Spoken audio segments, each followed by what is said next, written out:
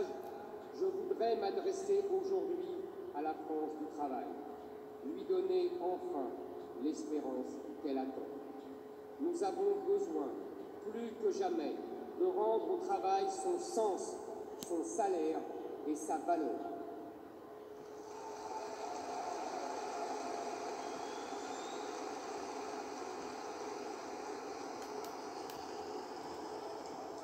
En quelques mois, c'est la 4e fois que je viens chez vous pour vous écouter, vous comprendre et vous présenter ma vision de la France et mes solutions pour les Français face aux épreuves que nous traversons.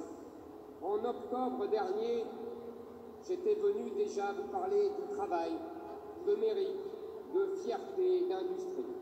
Je veux maintenant vous dire ce que nous allons faire ensemble pour que demain, pour que dans 1 an, pour que dans 5 ans, dans 30 ans, notre pays et nos enfants se portent mieux. Un ami lillois m'a dit un jour, ici, on a du cœur au labeur. Cette formule est restée gravée dans ma mémoire.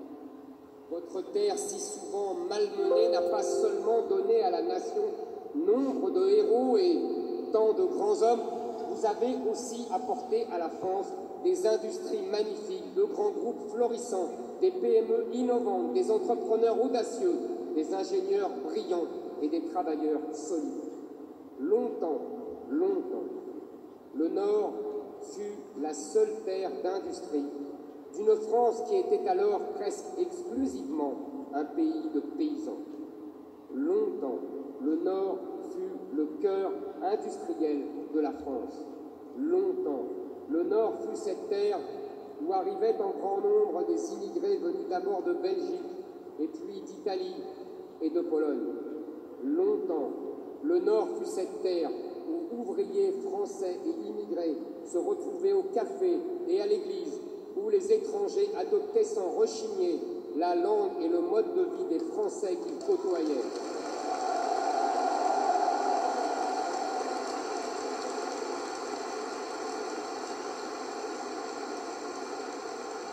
Longtemps, oui, longtemps, le Nord fut cette terre où l'assimilation permettait une véritable intégration, un véritable vivre ensemble, où tous, quelles que soient ses origines, se retrouvaient dans le même amour de la France, de son histoire, de ses mœurs, de sa sociabilité, où la culture ouvrière, socialiste, se mêlait à l'amour d'une patrie qui leur permettait de vivre décemment et d'élever leurs enfants dans la paix et la dignité.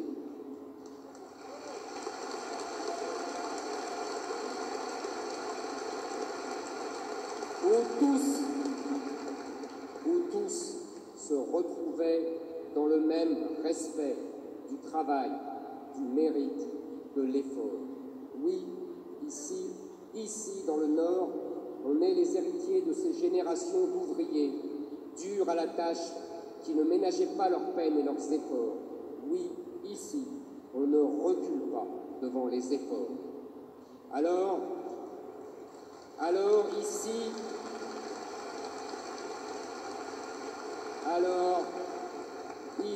encore plus qu'ailleurs, l'assistanat est une insulte. Ici, on se lève tôt le matin et on peut se coucher le soir avec le sentiment du devoir accompli.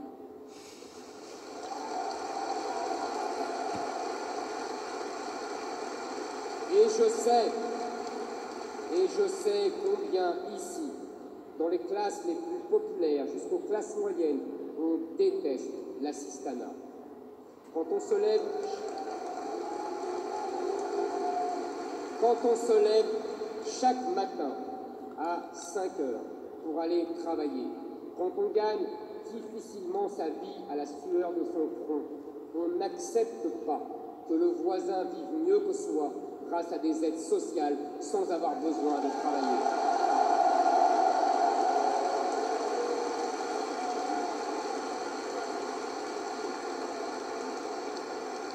Notre civilisation est celle du travail et du travail bien fait. C'est à cela que l'on reconnaît un Français. Souvenons-nous de Charles Péguy, célébrant le goût et le soin du travail, et cette même application de la rempailleuse de chaises et du bâtisseur de cathédrales à des siècles d'écart, trouvant dans le travail à la fois la réalisation d'eux-mêmes et celle de leur ouvrage. C'est là notre trésor, notre patrimoine, notre capital.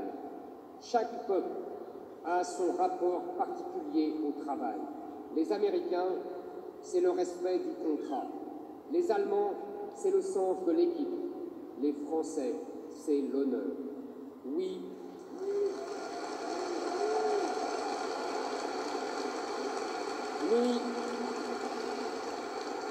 l'honneur du travail bien fait qui relie l'ouvrier et le patron. Dans le Nord, comme en Vendée, cher Philippe de Villiers, avec cette histoire extraordinaire que tu m'as racontée l'autre jour. Un entrepreneur enraciné partageant tout avec ses salariés jusqu'au football du dimanche lorsqu'il se met sous les ordres de son ouvrier devenu son capitaine sur le terrain. Un jour, les actionnaires décident de le chasser. L'argent n'entre pas assez vite à leur cours. La Chine produit moins propre, mais plus et plus vite. Le patron est débarqué. Alors, pour la première fois de leur vie, les ouvriers font grève, scandalisés, déterminés. Les actionnaires doivent céder. Le patron est de retour sous les applaudissements de ses ouvriers.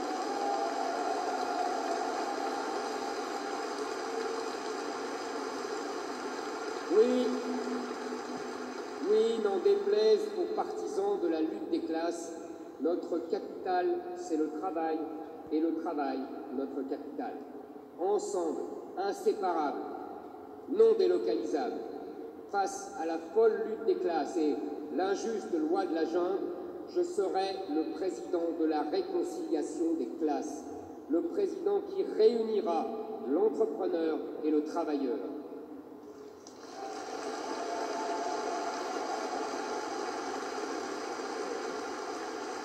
Nous ne sommes pas de ces utopistes qui rêvent de la fin du travail et du revenu universel, ni de ces socialistes qui abandonnent les ouvriers et instaurent les 35 heures qui appauvrissent la France et les Français. Et Emmanuel Macron, qui s'est présenté comme l'homme du progrès et qui n'a rien fait progresser notre pays. Vous savez mieux que personne ici quels sont les ravages d'une société où le travail est méprisé, où les travailleurs sont remplacés au nom de la mondialisation heureuse et de l'immigration, où l'assistanat paye mieux que l'artisanat, où les usines ferment quand les parachutes dorés s'ouvrent. De tout cela, nous allons parler ensemble aujourd'hui. Alors, pour aborder des sujets aussi importants pour l'avenir de notre nation, pour le quotidien de chacun d'entre nous, je suis heureux de vous voir aussi nombreux. 8000 personnes, mes amis.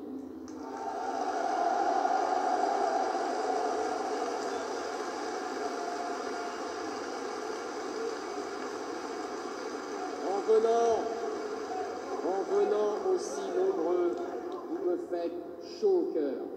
Mais sachez quand même que vous avez contrarié quelqu'un.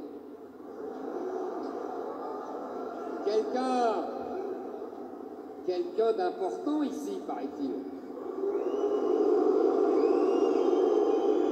Mes chers amis, bah oui, en étant 8000 à Lille, vous faites de la peine à Martine Aubry. C'est pas bien ce que vous faites.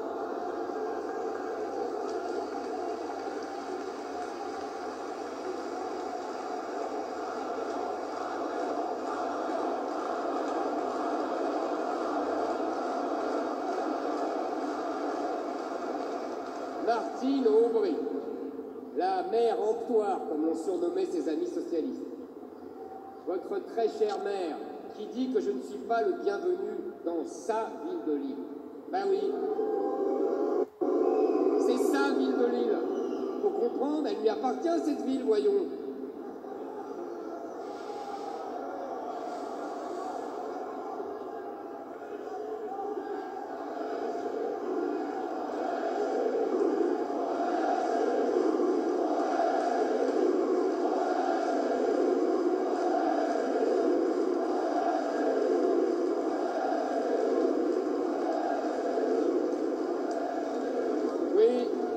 Martine Aubry qui appelle les antifas, cette racaille d'extrême gauche, à manifester contre nous aujourd'hui. Martine Aubry qui rêve de susciter des violences pour qu'on nous accuse ensuite d'être responsables de ces violences. Toujours les mêmes méthodes chez les gauchistes. Mais sommes-nous violents, mes amis? Voulons-nous la violence? Non, nous voulons la paix. Alors, en votre nom, mes chers amis, je veux dire à Madame Aubry, non, Madame, les Lillois ne vous appartiennent pas.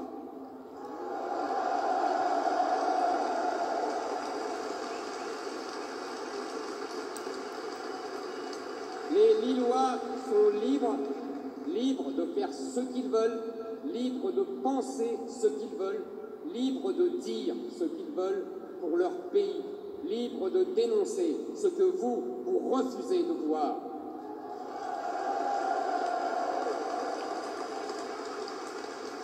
Car à Lille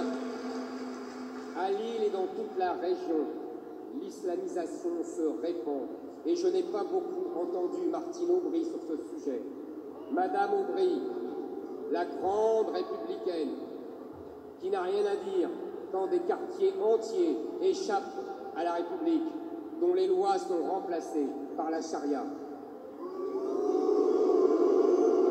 Martine Aubry, la grande prêtresse de la laïcité, qui reste muette quand des cités entières de sa métropole lilloise basculent dans l'intégrisme musulman.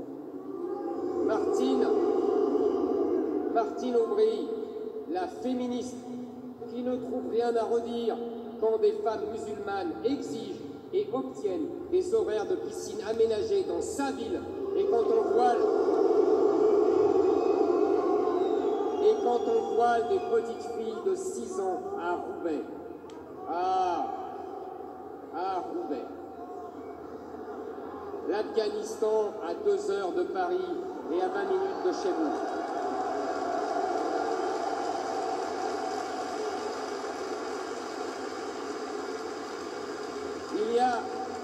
Il y a 2 semaines, la chaîne M6 diffusait un reportage sur l'islamisation de Roubaix. Je suppose que vous l'avez vu. Vous avez vu ces poupées sans visage. Vous avez vu ces restaurants où les femmes sont parquées dans des boxes, ces écoles coraniques subventionnées, où l'on voile des fillettes de 16 ans.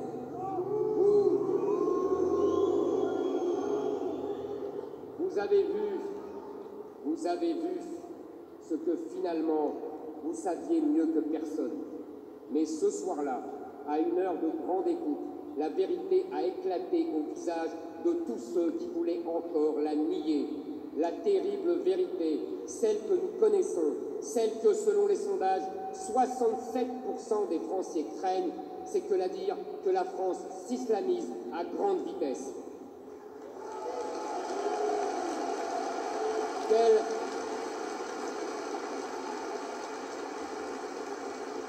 Quelle tristesse, oui, quelle tristesse pour des villes comme Roubaix. Dans cette cité ouvrière, on ne trouve plus beaucoup d'usines, mais on trouve beaucoup de mosquées. On peine à trouver des cafés, mais on trouve beaucoup de boucheries halal. On n'a plus beaucoup de librairies françaises, mais on tombe sur des librairies islamiques. On n'aperçoit plus beaucoup de jupes, mais on voit beaucoup de niqab. On cherche la France et on ne la trouve plus. La France disparaît sous les yeux effrayés des Français, des Roubaisiens qui n'ont pas fui, qui n'ont pas pu fuir. Et on apprend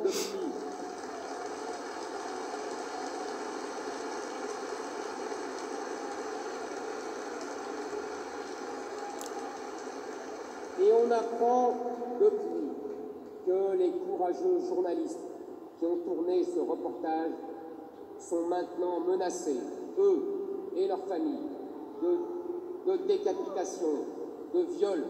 Ils doivent vivre désormais sous protection policière parce qu'ils ont osé montrer la réalité. Je vis la même chose je sais ce que c'est. Je m'y suis habitué depuis des années, mais c'est un scandale. C'est un scandale que les Français s'habituent à vivre ainsi dans leur propre pays.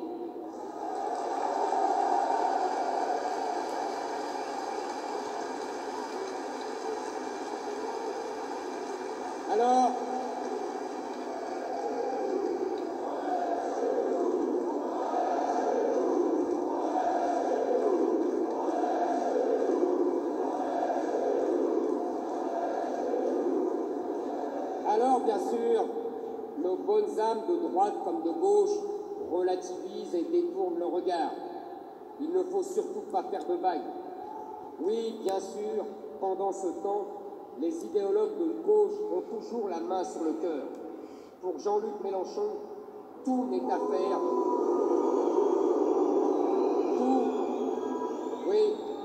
Pour lui, tout n'est à faire que de pauvreté et de misère. Pour lui, les choix individuels n'existent pas, l'histoire n'existe pas, la culture n'existe pas et la démographie n'existe pas non plus. La délinquance est à cause de la pauvreté. La criminalité, c'est la pauvreté. La saleté, la pauvreté. L'islamisation, la pauvreté toujours. Votre fille s'est fait agresser par un étranger à cause de la pauvreté. Votre mère s'est fait cambrioler, la pauvreté. Votre immeuble est saccagé, la pauvreté. La pauvreté, toujours et encore, seule et unique explication à tous les problèmes du pays.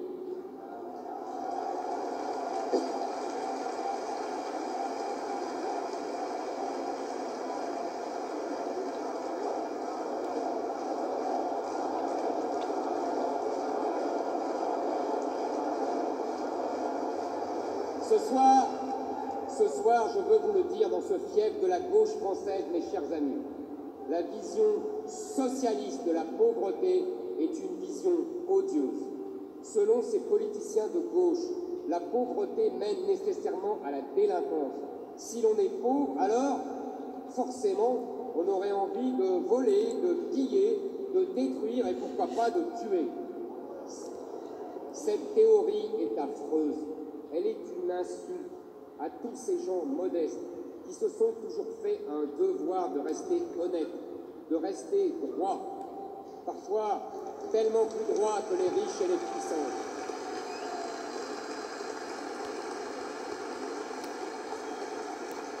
Oui, c'est une insulte pour tous ceux qui refusent de brandir l'injustice de la vie pour la rendre encore plus injuste.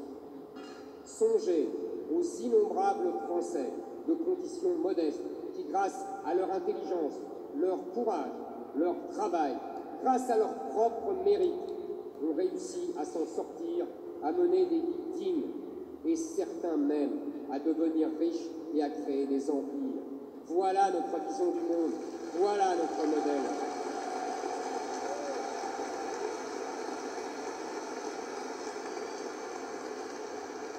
De Taubira à Mélenchon, de Valérie Pécresse à Emmanuel Macron. Voyez la valse des grands bourgeois qui fantasment sur un prolétariat d'immigrés qu'ils ne connaissent pas. Que disent-ils? Il faut plus d'argent et on arrêtera la délinquance. La réalité, oui, la réalité, mes amis, c'est que ces quartiers sont tout sauf abandonnés. Ils sont gavés d'argent public et de prestations sociales. Ils sont en vérité privilégiés. La réalité, c'est que la véritable pauvreté, beaucoup de Français la connaissent, la vivent et la subissent. Ils vivent cette peur lorsque l'argent vient à manquer, lorsque les dettes s'accumulent et lorsque les fins de mois deviennent difficiles, voire impossibles. Lorsqu'on a travaillé toute la semaine et qu'à la fin, il ne reste plus un centime. Lorsqu'on s'est épuisé à la tâche et qu'on ne mange pas toujours à sa faim. Lorsqu'on est une mère seule et qu'on doit travailler toujours plus parce qu'il faut payer la garde des petits. Lorsqu'on connaît des difficultés à se soigner à éduquer ses enfants, à soutenir ses parents. Ces angoisses qui polluent le quotidien et qui gâchent l'existence. Ces angoisses, je ne les raconte jamais, mais je les ai moi-même connues quand j'étais enfant. J'ai connu à 10, 12 ans les huissiers qui frappent à la porte. J'ai connu l'obligation d'aller vivre chez mes grands-parents parce que mon père ne pouvait plus payer le loyer. J'avais la chance d'avoir un père travailleur, courageux, qui s'est toujours relevé, qui s'est sacrifié et qui m'a permis d'arriver là où je suis.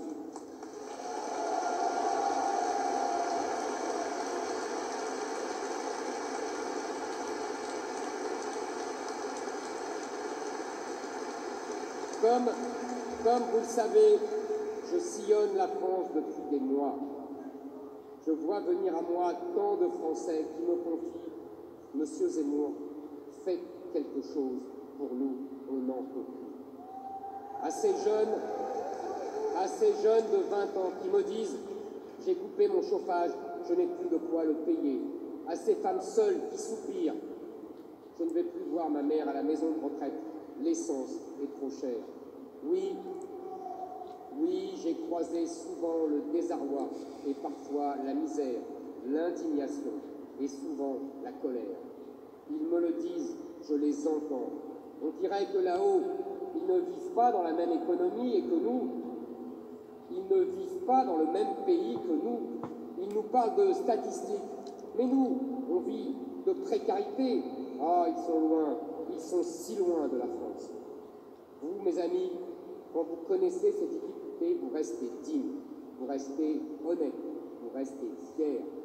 Vous cherchez des solutions, vous ne fraudez pas, vous ne dégradez pas vos logements, vous éduquez correctement vos enfants, vous ne brûlez pas des écoles ni la voiture du voisin, vous ne cassez pas. Oui, chez vous, on ne casse pas.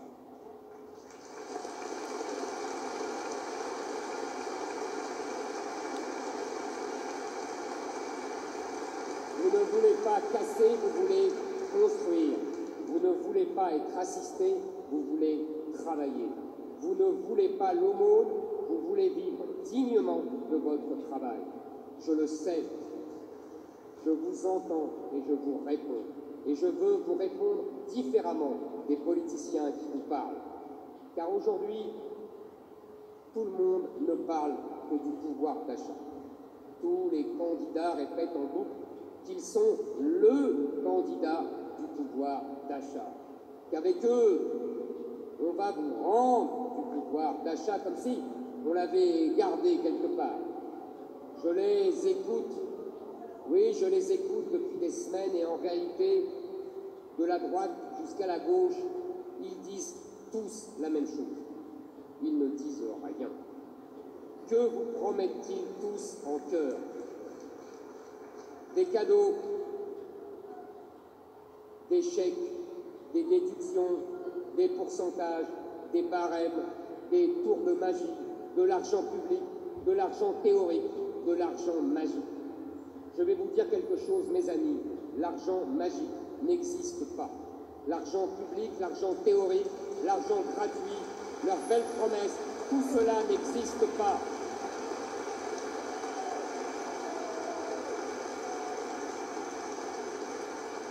Ils vont vous ruiner et ils le savent. Chacune de ces mesures censées lutter contre la baisse du pouvoir d'achat va faire chuter votre pouvoir d'achat. Pourquoi? Parce que l'argent qu'ils promettent de vous donner, ils vont vous le voler. Cet argent qu'ils vous promettent, c'est le vôtre. Chaque euro qu'ils vous font miroiter pour demain se trouve aujourd'hui dans votre porte-monnaie. Ils sont en train de vous acheter avec votre propre argent.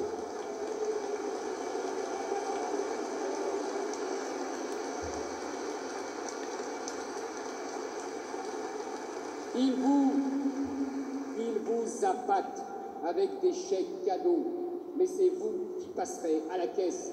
Vous payerez cash tout ce qu'ils prétendent vous offrir.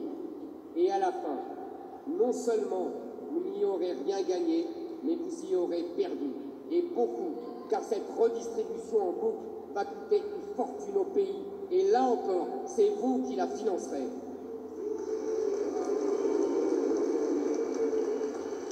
C'est du racket déguisé en charité. L'argent public, c'est votre argent. Plus d'argent public, c'est moins d'argent pour vous. Alors, regardons la vérité économique en face. En réalité, personne dans cette campagne ne se demande vraiment ce que veut dire pouvoir d'achat. Alors, nous allons nous demander ensemble, qu'est-ce que le pouvoir d'achat? Le pouvoir d'achat, c'est l'argent qui vous reste quand l'État arrête de tout vous prendre. Le pouvoir d'achat, c'est ce que vous gardez quand vous avez payé les charges qui pèsent sur votre salaire, la TVA sur tous vos achats, les taxes sur votre plein d'essence, votre impôt sur le revenu, votre redevance télé, vos impôts locaux, votre taxe foncière. Le pouvoir d'achat, c'est ce que l'État veut bien vous laisser quand il vous laisse quelque chose. C'est ce qui vous permet de payer votre loyer.